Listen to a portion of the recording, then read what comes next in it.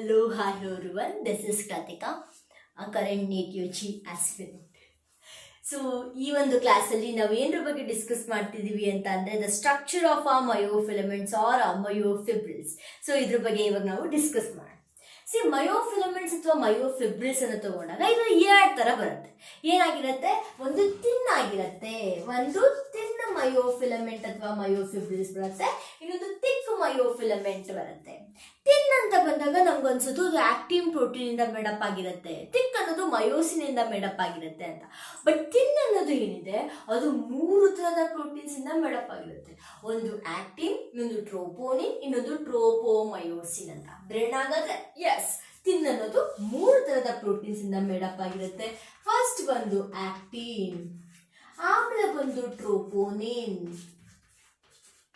ಆಮೇಲೆ ಬಂದು ಟ್ರೋಪೋಮಯೋಸಿನ್. ಎಸ್, ಈ ಆಕ್ಟಿನ್ ಅನ್ನೋದೇನಿದೆ, ಈ ಆಕ್ಟಿನ್ ಅನ್ನೋದು ಕಾಂಟ್ರಾಕ್ಟೈಲ್ ಪ್ರೋಟೀನ್ ಆಗಿರುತ್ತೆ. ಅಂದ್ರೆ ಮೇನ್ ಕಾಂಟ್ರಾಕ್ಷನ್ ಹೆಲ್ಪ್ ಆಗೋದು ಆಕ್ಟಿನ್. ಸೊ ಇದು ಬಂದ್ಬಿಟ್ಟು ಕಾಂಟ್ರಾಕ್ಟೈಲ್ ಪ್ರೋಟೀನ್. ಇನ್ನು ಟ್ರೋಪೋನಿನ್ ಅಂಡ್ ಟ್ರೋಪೋಮಯೋಸಿನ್ ಏನಿದೆ ಇವು ರೆಗ್ಯುಲೇಟರಿ ಪ್ರೋಟೀನ್ಸ್ ಆಗಿರುತ್ತೆ. ಅಂದ್ರೆ ಕಾಂಟ್ರಾಕ್ಷನ್ ಆಗಬೇಕು ಆಗಬಾರ್ದು ಅನ್ನೋದನ್ನ ಡಿಸೈಡ್ ಮಾಡೋದು ಬಂದು ಈ ಟ್ರೋಪೋನಿನ್ ಅಂಡ್ ಟ್ರೋಪೋಮಯೋಸಿನ್, ಇವು ರೆಗ್ಯುಲೇಟರಿ. ಇವಾಗ ನಾವು ಆಕ್ಟಿನ್ ಬಗ್ಗೆ ತಿಳ್ಕೊಳ್ಳೋಣ, ಅದಾದ್ಮೇಲೆ ಟ್ರೋಪೋನಿನ್, ಅದಾದ್ಮೇಲೆ ಟ್ರೋಪೋಮಯೋಸಿನ್. ಇವಾಗ ಆಕ್ಟಿನ್ ಬಗ್ಗೆ ಬರೋದಾದ್ರೆ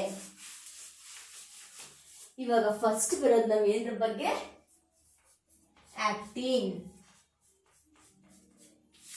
ಆಕ್ಟಿನ್ ಅಂತ ಬಂದಾಗ ಫಸ್ಟ್ ಈ ಆಕ್ಟಿನ್ ಏನಾಗಿರುತ್ತೆ, ಆಕ್ಟಿನ್ ಅನ್ನೋದು ಫಸ್ಟ್ ಒಂದು ಗ್ಲೋಬ್ಯುಲರ್ ಆಕ್ಟಿನ್ ಆಗಿರುತ್ತೆ. ಜಿ ಆಕ್ಟಿನ್ ಅಂತ ಕರಿತೀವಿ. ಒಂದು ಗ್ಲೋಬ್ಯೂಲ್ ತರ ಒಂದು ಸಿಂಗಲ್ ಮೋನೋಮರ್ ಇರುತ್ತೆ. ಸೊ ಇದು ಬಂದ್ಬಿಟ್ಟು ಜಿ ಆಕ್ಟಿನ್. ಇದು ಏನು, ಜಿ ಆಕ್ಟಿನ್. ಈ ಒಂದೊಂದೇ ಜಿ ಆಕ್ಟಿನ್ಗಳು ಏನಾಗ್ತವೆ, ಒಂದಕ್ಕೊಂದು ಕಂಬೈನ್ ಆಗಿ ಫಿಲಮೆಂಟಸ್ ಆಕ್ಟಿನ್ ಆಗುತ್ತೆ. ಒಂದು ಫಿಲಮೆಂಟ್ ತರ ಸ್ಟ್ರಕ್ಚರ್ದು ಆಕ್ಟಿನ್ ಫಾರ್ಮೇಶನ್ ಆಗುತ್ತೆ.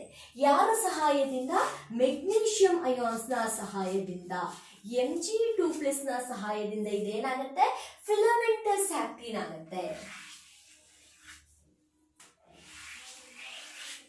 ನಾನಿದನ್ನ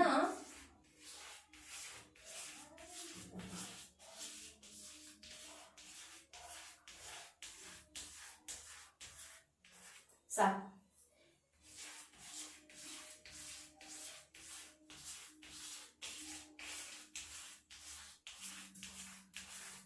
ಇಷ್ಟೇ ಆಕ್ಟಿನ್ ಬಗ್ಗೆ. ಇಷ್ಟು ಆಕ್ಟಿನ್ ಅನ್ನೋದು ಒಂದು ಕಾಂಟ್ರಾಕ್ಟೈಲ್ ಪ್ರೋಟೀನ್ ಆಗಿರುತ್ತೆ. ಆಕ್ಟಿನ್ ಫಸ್ಟ್ ಜಿ ಆಕ್ಟಿನ್ ಆಗಿರುತ್ತೆ. ಜಿ ಆಕ್ಟಿನ್ ಅಂದ್ರೆ ಗ್ಲೋಬ್ಯುಲರ್ ಆಕ್ಟಿನ್ ಅಂತ.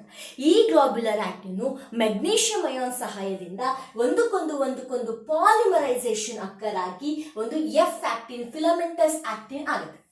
ಇವಾಗ ಈ ಫಿಲಮೆಂಟಸ್ ಆಕ್ಟಿನ್ ಆಯ್ತು. ಹಾಗಾದ್ರೆ ಟ್ರೋಪೋನಿನ್, ಟ್ರೋಪೋಮಯೋಸಿನ್ ಅಂದ್ರೆ ಏನು? ಸೆಕೆಂಡ್ ಒಂದು ಬಂದ್ಬಿಟ್ಟು ಟ್ರೋಪೋಮಯೋಸಿನ್.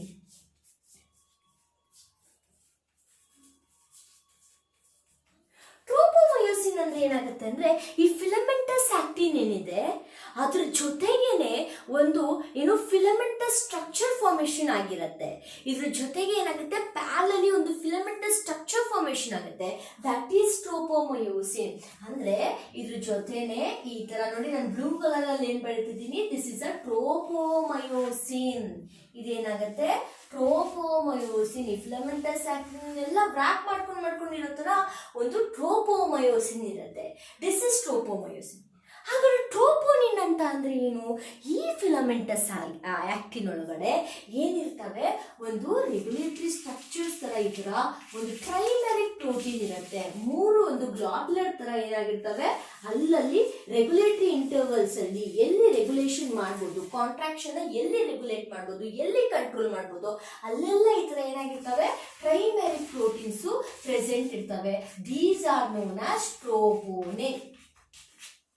ಓಕೆ, ಈ ಟ್ರೋಪೋನಿನ್ ಅಲ್ಲಿ 3 ಟ್ರೈಮರಿಕ್ ಪ್ರೋಟೀನ್ಸ್ ಏನಿದೆ ಅದಕ್ಕೆ ಒಂದೊಂದು ಹೆಸರಿದೆ, ಅದನ್ನ ನೋಡೋಣ. ಎಸ್, ಇವಾಗ ಇದು ಇದು ಇದು ಓಕೆ. ಒಂದರ ಹೆಸರು ಬಂದು TPT ಅಂತ, ಇನ್ನೊಂದು TPC ಅಂತ, ಇನ್ನೊಂದು TPI ಅಂತ. ನೋಡಿ ಹೆಸರುಗಳೇನಿದೆ ಅದ್ರ ಪ್ರಕಾರನೇ ಫಂಕ್ಷನ್ ಕೂಡ ಇರುತ್ತೆ. ಈ ಟಿ ಅಂದ್ರೆ ಟ್ರೋಪೋಮಯೋಸಿನ್ ಅಂತ. ಯಾವ ಒಂದು ಟ್ರೋಪೋನಿನ್ ಪ್ರೋಟೀನು ಟ್ರೋಪೋಮಯೋಸಿನ್ಗೆ ಬೈಂಡ್ ಆಗುತ್ತೋ, ಇಲ್ಲಿ ನೋಡಿ ಇದು ಟ್ರೋಪೋಮಯೋಸಿನ್ ಇದೆ, ಅದಕ್ಕೆ ಇಲ್ಲಿ ಬೈಂಡ್ ಆಗಿದೆ. ಇಲ್ಲಿ ಟ್ರೋಪೋಮಯೋಸಿನ್ ಇದೆ, ಅದಕ್ಕೆ ಬೈಂಡ್ ಆಗಿದೆ. ಇದೇನಾಗುತ್ತೆ TPT. ಈ ಪ್ರೋಟೀನ್ ಹೆಸರೇನು TPT. ಈ ಪ್ರೋಟೀನ್ ಹೆಸರೇನು TPT ಅಂದ್ರೆ ಟ್ರೋಪೋಮಯೋಸಿನ್ಗೆ ಬೈಂಡ್ ಆಗೋದು. TPC ಅಂದ್ರೆ ಕ್ಯಾಲ್ಸಿಯಂ ಅಯಾನ್ಸ್ಗೆ ಬೈಂಡ್ ಆಗೋದು. ಮಸಲ್ ಕಾಂಟ್ರಾಕ್ಷನ್ ಟೈಮಲ್ಲಿ ಕ್ಯಾಲ್ಸಿಯಂ ಅಯಾನ್ಸ್ ತುಂಬಾ ಇಂಪಾರ್ಟೆಂಟ್ ಆಗುತ್ತೆ. ಆ ಕ್ಯಾಲ್ಸಿಯಂ ಅಯಾನ್ಸ್ಗೆ ಬೈಂಡ್ ಆಗೋದು ಬಂದ್ಬಿಟ್ಟು TPC. C ಫಾರ್ ಕ್ಯಾಲ್ಸಿಯಂ ಅಯಾನ್ಸ್ಗೆ ಬೈಂಡ್ ಆಗೋದು. TPI ಅಂದ್ರೆ ಇನ್ಹಿಬಿಟ್ರಿ ಅಂತ. ಇನ್ಹಿಬಿಟ್ರಿ ಅಂದ್ರೆ ಏನು? ಕಾಂಟ್ರಾಕ್ಷನ್ ಆಗೋದನ್ನ ತಡೆಯುತ್ತೆ. ಅಂದ್ರೆ ಈ ಒಂದು ಆಕ್ಟಿನ್ ಸೈಟ್ ಮೇಲೆ ಈ ಆಕ್ಟಿನ್ ಏನಿದೆ ಅದ್ರೊಳಗಡೆ ಒಂದು ಆಕ್ಟಿವ್ ಸೈಟ್ ಇರುತ್ತೆ. ಅಂದ್ರೆ ಅದು ಕಾಂಟ್ರಾಕ್ಷನ್ಗೆ ಏನಾಗುತ್ತೆ, ಅದು ಆಕ್ಟಿವ್ ಆಗಿದ್ರೇನೆ, ಅಂದ್ರೆ ಅದು ಏನು ಅದನ್ನ ಕವರ್ ಮಾಡ್ಕೊಳ್ದೇ ಇದ್ರೇನೆ ಅದೇನಾಗೋದು ಹೋಗಿ ಮಯೋಸಿನ್ಗೆ ಬೈಂಡ್ ಆಗೋದು, ಅವಾಗ ಸ್ಲೈಡ್ ಆಗೋದು ಈ ಥಿನ್ ಫಿಲಮೆಂಟ್. ಆದ್ರೆ ಈ ಇನ್ಹಿಬಿಟರಿ ಪ್ರೋಟೀನ್ ಏನ್ ಮಾಡುತ್ತೆ, ಆ ಒಂದು ಆಕ್ಟಿವ್ ಸೈಟ್ ನ ಮಾಸ್ಕ್ ಮಾಡ್ಕೊಂಡಿರುತ್ತೆ, ಕವರ್ ಮಾಡ್ಕೊಂಡಿರುತ್ತೆ, ಆವಾಗ ಕಾಂಟ್ರಾಕ್ಷನ್ ಆಗಲ್ಲ. ಯಾವಾಗ ಕಾಂಟ್ರಾಕ್ಷನ್ ಆಗಬಾರ್ದು ಅವಾಗ ಇನ್ಹಿಬಿಟರಿ ಪ್ರೋಟೀನ್ ಬಂದ್ಬಿಟ್ಟು ಕಾಂಟ್ರಾಕ್ಷನ್ ನ ತಡೆಯುತ್ತೆ. That is the inhibitory protein. ಅರ್ಥ ಆಯ್ತಾ? ಇವಾಗ ಯಾವಾಗ ಕ್ಯಾಲ್ಸಿಯಂ ಅಯಾನ್ಸ್ನ ಎಂಟ್ರಿ ಆಗುತ್ತೋ, ಆವಾಗ ಏನಾಗುತ್ತೆ, ಕಾಂಟ್ರಾಕ್ಷನ್ ಆಗಬೇಕು ಅಂತ ಅರ್ಥ. ಅವಾಗ ಕಾಂಟ್ರಾಕ್ಷನ್ ಆಗಬೇಕು ಅಂದಾಗ ಈ TPC ಏನಾಗುತ್ತೆ, ಕ್ಯಾಲ್ಸಿಯಂ ಅಯಾನ್ಸ್ಗೆ ಬೈಂಡ್ ಆಗುತ್ತೆ. ಯಾವಾಗ ಬೈಂಡ್ ಆಗುತ್ತೋ ಅವಾಗ ಈ ಹೋಲ್ ಏನಿದೆ ಒಂದು ಟ್ರೋಪೋನಿನ್, ಇದು ಏನಾಗುತ್ತೆ, ಈ ಆಕ್ಟಿನ್ದು ಏನು ಆಕ್ಟಿವ್ ಸೈಟ್ ಇರುತ್ತೆ ಅದರಿಂದ ಸರಿಯುತ್ತೆ ಆ ಕಡೆ. ಅಂದ್ರೆ ಇನ್ಹಿಬಿಟರಿ ಪ್ರೋಟೀನ್ ಏನಾಗುತ್ತೆ, ಆ ಕಡೆಗೆ ದೂರ ಹೋಗುತ್ತೆ. ಆವಾಗ ಇದು ಆಕ್ಟಿವ್ ಸೈಟ್ ಏನಾಗುತ್ತೆ, ಅನ್ಮಾಸ್ಕ್ ಆಗಿ, ಅಂದ್ರೆ ಏನು ಕವರ್ ಆಗದೆ ಇದ್ದಾಗ ಇದೇನಾಗುತ್ತೆ, ಆಕ್ಟಿವ್ ಆಗಿ ಮಯೋಸಿನ್ಗೋಗಿ ಅಂದ್ರೆ ಏನು ಕವರ್ ಆಗದೆ ಇದ್ದಾಗ ಇದೇನಾಗುತ್ತೆ, ಆಕ್ಟಿವ್ ಆಗಿ ಮಯೋಸಿನ್ಗೋಗಿ ಬೈಂಡ್ ಆಗಿ ಆವಾಗ ಏನಾಗುತ್ತೆ, ಮಸಲ್ ಕಾಂಟ್ರಾಕ್ಷನ್ ಅಕರ್ ಆಗುತ್ತೆ. This is about the muscle contraction due to thin filament. ಇವಾಗ ಥಿಕ್ ಫಿಲಮೆಂಟ್ಸ್ ಬಗ್ಗೆ ತಿಳ್ಕೊಳ್ಳೋಣ. That is the myosin. ಏನದು? ಮಯೋಸಿನ್. ಎಸ್, ಇವಾಗ ನಾವು ಮಯೋಸಿನ್ ಬಗ್ಗೆ ತಿಳ್ಕೊಳ್ತೀವಿ, which is a thick myofilament. Myosin ಇವಾಗ ಆಕ್ಟಿನ್ ಮೋನೋಮರ್ ಬಂದೇನಾಗಿತ್ತು, G ಆಕ್ಟಿನ್ ಗ್ಲೋಬ್ಯುಲರ್ ಆಕ್ಟಿನ್ ಆಗಿತ್ತು. ಅದು ಪಾಲಿಮರೈಸೇಷನ್ ಆಗ್ಬಿಟ್ಟು F ಆಕ್ಟಿನ್ ಆಯ್ತು, ಫಿಲಮೆಂಟಸ್ ಆಕ್ಟಿನ್ ಆಯ್ತು.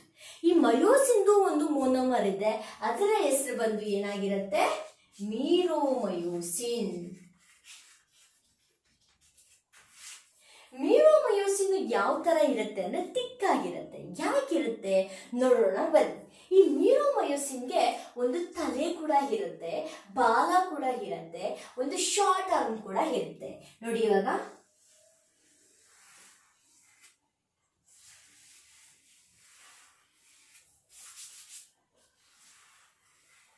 This is the meromyosin monomer. ಆಯ್ತಾ? ಇದಕ್ಕೆ 2 ತರ ತಲೆಗಳಿದೆ. ಒಂದು ಹೆಡ್ ಏನಾಗಿರುತ್ತೆ, ಒಂದು ATPಗೆ